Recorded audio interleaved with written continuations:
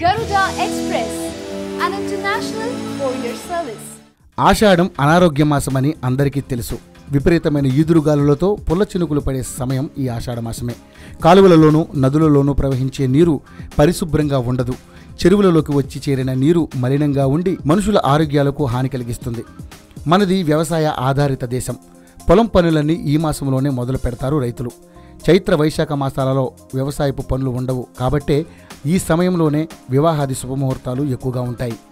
ఆ రోజుల్లో కొత్తగా పెళ్లైన యువకులు 6 నెలల కాలంగా అత్తగారింట్లో ఉండే సాంప్రదాయం ఉండేది. కష్టపడి వ్యవసాయపు పనులు చేయవలసిన యువకులు అత్తారింట్లో కూర్చుని ఉంటే సకాలంలో జరగాల్సిన పనులు జరగవు. వర్షాలకు తగినట్లుగా విత్తనాలు చల్లుకునే రోజులవి. ఇప్పటిలాగా కాలువల ద్వారా నీరు లభించేది కాదు. సరైన సమయంలో విత్తనాలు చల్లకపోతే సంవత్సరం అంతా దారిద్ర్యంతో బాధపడవలసిందే. అందుకే కొత్త కోడలు పుట్టింట్లోనే ఉండాలి, అల్లుడు అత్తారింటికి వెళ్ళకూడదు అనే నియమం విధించారు పెద్దలు. ఇంటి ధ్యాసతో పనులు సరిగా చేయరని ఆషాఢ మాసం నియమం పెట్టారు. అంతేకాకుండా అనారోగ్య మాసం ఆషాఢం. కొత్త నీళ్లు త్రాగడం వల్ల చలి జ్వరాలు, విరోచనాలు, తలనొప్పి మొదలైన రోగాలు వచ్చే సమయం. స్త్రీలు గర్భం ధరించడానికి మంచి సమయం కాదు. అనారోగ్య దినాలలోనూ అశుభ సమయాలలోనూ గర్భధారణ జరిగితే ఉత్తమ సంతానం కలగదనే నమ్మకం కూడా ఉంది. ఇన్ని కారణాల వల్ల ఆషాఢ మాసాన్ని కొన్ని పనులకు నిషిద్ధం చేశారని మన పెద్దలు చెబుతారు.